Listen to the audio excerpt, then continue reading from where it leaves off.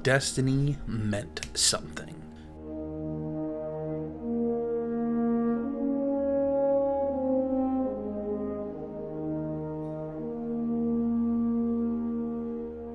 This is a phrase that's been in the back of my head since Bungie publicly announced that the final update would be releasing on June 9th for Destiny.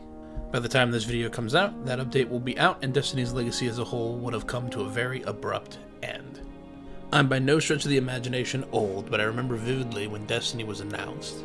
I was in high school and Destiny became the talk of the town overnight, Bungie's next big game, and the one that would, in my opinion, separate them almost entirely from their original claim to video game fame, Halo. There was no shortage of theories about the world, and the intrigue that Bungie had built with just a few trailers was enough to grab even the most casual of audiences. It wouldn't be until July 17th, 2014 that the world would be able to get their hands on the original Destiny in the form of a public beta.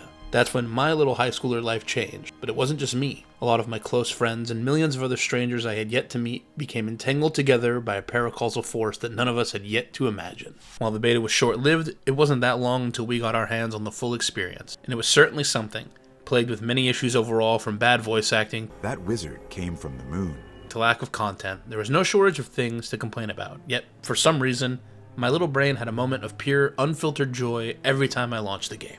Every strike, every mission, every bounty, each one, in all of its imperfection, gave me a glimpse into a world that had only begun to unravel its beautiful and incredible self. It wouldn't be long until the first expansion, The Dark Below, released, to quite mixed reception, only to be followed by the House of Wolves expansion, which fared a little better, both delivering lore and characters that we had heard about a whole bunch before their releases. When looking back at these two expansions, all I can think about is their endgame content. The Crota's End raid was absolutely stunning, if not a bit short compared to the original Vault of Glass raid, and Prison of Elders was at the time one of the most difficult things to finish for me, and I have no idea why. I'll never forget my first PoE completion being up till nearly 4 in the morning, running encounters over and over again, and being so loud that my stepmom kept getting woken up, and boy did I get in trouble for it. Boskalas's head was on a platter, and so definitely worth it. After those two expansions, we arrived at arguably one of the largest and most pivotal releases in all of Destiny's history, The Taken King.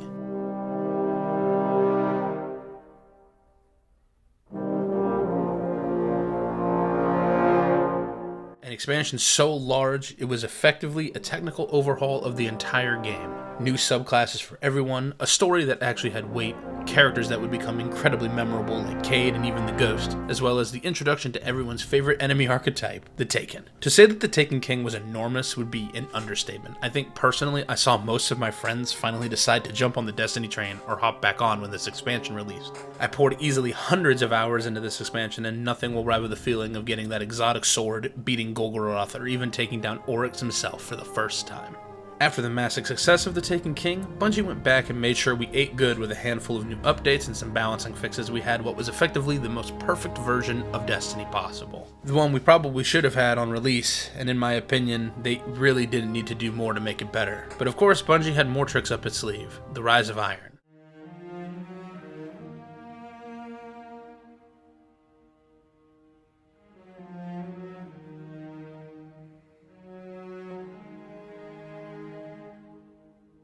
Rise of Iron was the fourth and final major expansion for the original Destiny, and brought with it a lot of content, an entirely new section of the Cosmodrome to explore, a new set of enhanced fallen enemies, and a whole slew of new strikes, story missions, and weapons based around the Iron Lords from the infamous Iron Banner PvP event. While this expansion didn't really deliver like The Taken King did, Rise of Iron was still a great expansion overall. Rather, the Machine, which at the time is the only original raid not currently in Destiny 2, is easily one of the coolest and most unique raids we have ever gotten. With an exotic weapon that had such a cool puzzle to unlock, it was genuinely the talk of the community for days before we finally figured it out. Of course, like all good things, Destiny had to come to an end, and Rise of Iron was the signal of that end. Of course, it wouldn't be long before we were sent into the stratosphere with what would become one of the most infamous looter shooters of all time, Destiny 2.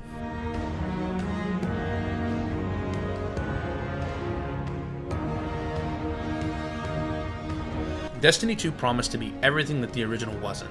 a fully voiced campaign with a gripping story, stakes, and even fully animated cutscenes. More exotics than ever before, and an extremely impressive visual overhaul that really fits the vibe of the series. This was mostly true. However, just like its predecessor, Destiny 2 lacked content. A story is great, but when it takes a bit more before your first raid is out and your game lacks a lot of content, it might be enough to turn people away. I myself started to become a bit more jaded in my life at this point, and while I loved Destiny as a whole, I can't say I wasn't disappointed at the state Destiny 2 launched in.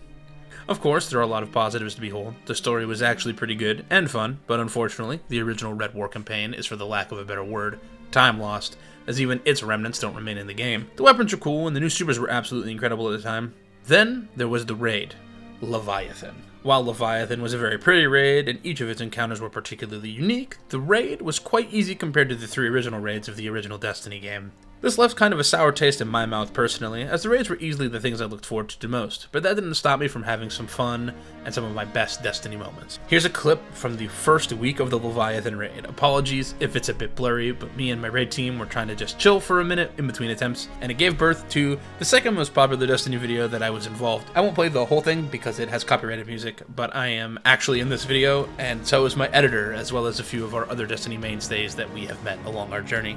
I'm the hunter in the red wearing the Raiden Flux, by the way. I also want to give this time to shout out a video that I made around this time as well, which is my If Destiny Was an Anime, which is actually the most popular video on this YouTube channel. A lot of this was coming right on the back end of Leviathan, and we wanted to just have a little bit of fun with the game, and I think I did a pretty good job. This is my most viewed video, so yeah, just wanted to kind of highlight some cool things that happened. Unfortunately, it was at this point that my jadedness started to really creep in, as I was able to predict, and rightly so, the absolute failure of the following 2 major expansions that would come. Both the Curse of Osiris and Warmind DLCs were not just lackluster, but I'd even say they were downright bad. Osiris was a cool character to introduce, but Mercury as a whole was so boring and slow to navigate, and Panoptes, while cool, was effectively a strike with extra steps. Meanwhile, Zol, the Will of the Thousands, was reduced to nothing but a strike boss after years of being hyped up. The worst part is that just like the Red War, these 2 expansions have been reduced to nothing but old video clips and word of mouth, as nearly all of their respective content packages have been completely removed from the game. So my pain and suffering was for almost nothing. To say we were at a low point after Warmind would be an understatement, but somehow Bungie managed to make lightning strike twice with the first major expansion of Destiny 2, Forsaken.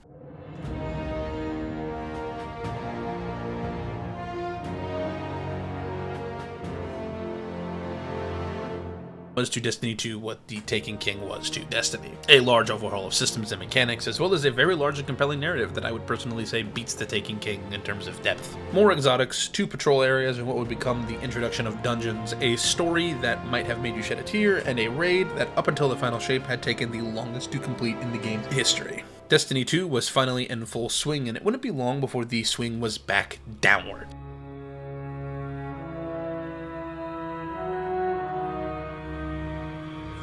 Shadowkeep released a year after Forsaken to middling success, following after 3 relatively weak seasons that didn't really move the needle that much compared to Forsaken. Shadowkeep was where I personally made my first departure from the Destiny series, and while I kept up, I wouldn't end up playing consistently again for over 2 years.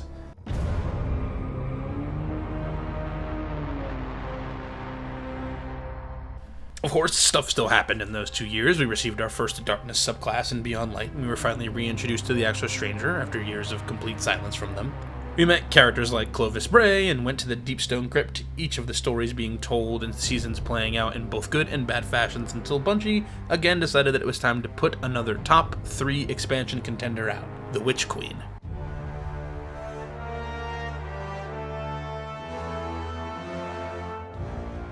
The Witch Queen was everything I could have wanted from an expansion: a difficult and engaging story, new and interesting mechanics, and a raid that is easily a contender for one of the best in the game's history. Not only did this expansion get me back on the train after 2 full years, but we were even able to convince even some of the staunchest Destiny haters among us to give it a shot. And while they didn't stick around like we did, they sure didn't hate the entire experience. Witch Queen revitalized what I had loved about this franchise, and I even found myself grinding and playing alone, which was rare even when I was fully invested. But like all good things, that joy came to an end with Lightfall.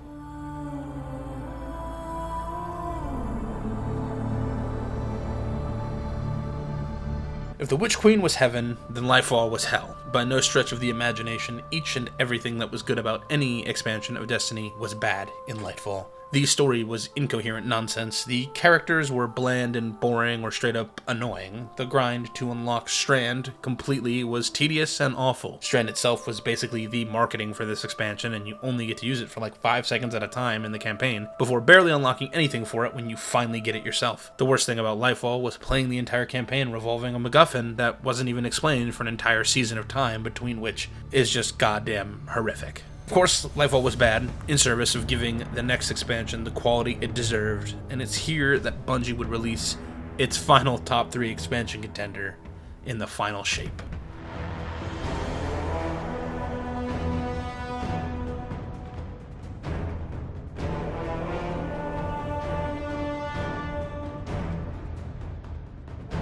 Rounding out 10 full years of story and content, we finally faced off against the Witness in one final climactic tale. The campaign was hard, the story was grand, the weapons were incredible, and Prismatic stole the show. This expansion felt like the end of Destiny in a way that could only be described as amazing.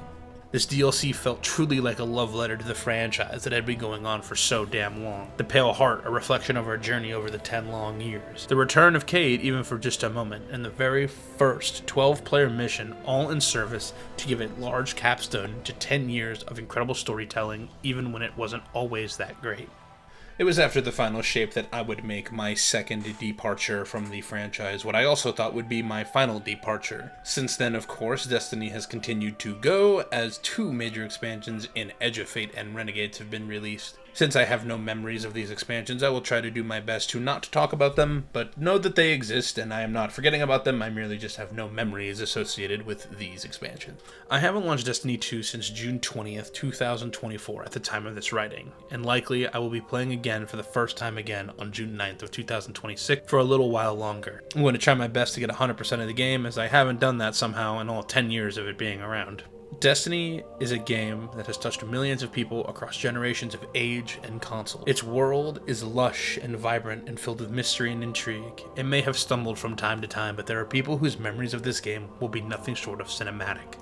In just my time with the game, I've made lifelong friends and have dozens, if not hundreds, of stories that I can think of that flood back to me each and every time I think about the game. I'll remember my first Vault of Glass clear. I'll remember yelling at my friends because someone fucked up the mechanic, and them yelling back when I was the one who fucked up. I'll remember the stories I got to share with all of those who I'd never see again after being in an LFG, and I'll remember the first time I finished the Witness off for good as my hunter looked out into the universe. Destiny had its ups and downs, and even I wasn't there for all of them. But my story is enough to know that there are hundreds of thousands of people that feel the same as me. Destiny may be leaving us, but the memories that we have will never leave. I can say, with almost no uncertainty in my heart, that Destiny meant something to all of us.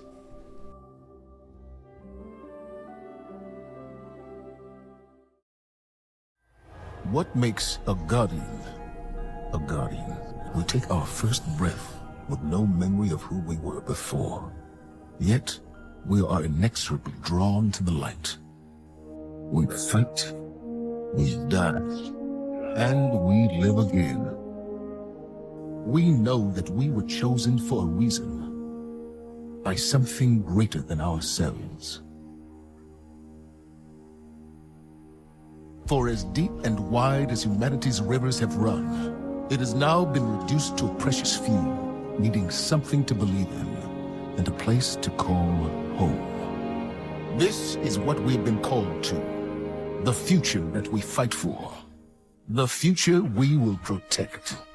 Shaped by the fires of each new battle, we are forged and sharpened into what we must become for the fight ahead. What we have built is only the beginning, a symbol of what we can achieve, of who we are and our great purpose here. But the day may come when we will be tested, when all we hold dear is threatened. And then we will see what each of us is truly made of.